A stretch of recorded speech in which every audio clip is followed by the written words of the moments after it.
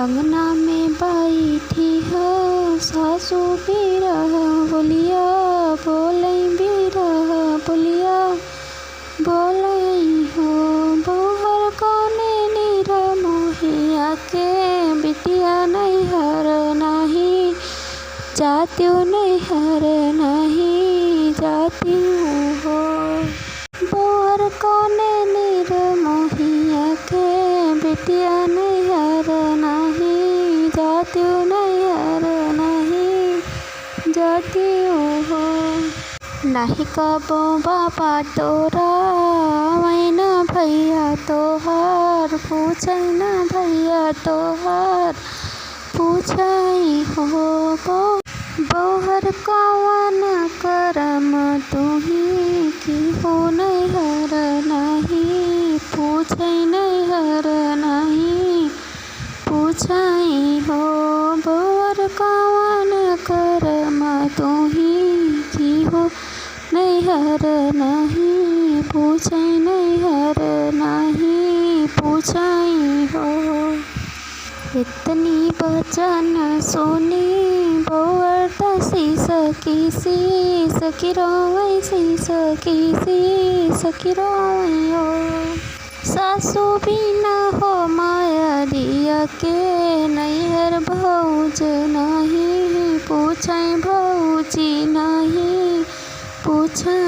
हो सासू बिनु माया दिया के नैहर त भौजी नहीं पूछै त भौजी नहीं पूछै हो भैया जो हमारे नी होती आँख उठी भेटती नैहर हम जायते हो नैहर हम जायत नैहर हम जायते हो सासू भाभी मोर बैली महिया कबहू नहीं पूछै कबहू नहीं पूछै हो सासू भाभी मोर भैली नीर महिया कबहू नहीं पूछै कबहू नहीं पूछै हो मैया हमार जब तीन बड़की गठरी बनतीन बड़की गठरी बनती हो सासू भाभी न देइया जुरिया नैहर बिना माई के नैहर बिना माई के हो सासू भाभी न देइया जुरिया नैहर बिना माई के हो तोहे खातिर भेजती पियरिया त हम काचू नरिया त हम काचू नरिया हो सासू भाभी न देइलो गरिया नैहर बिना माई के त नैहर बिना माई के हो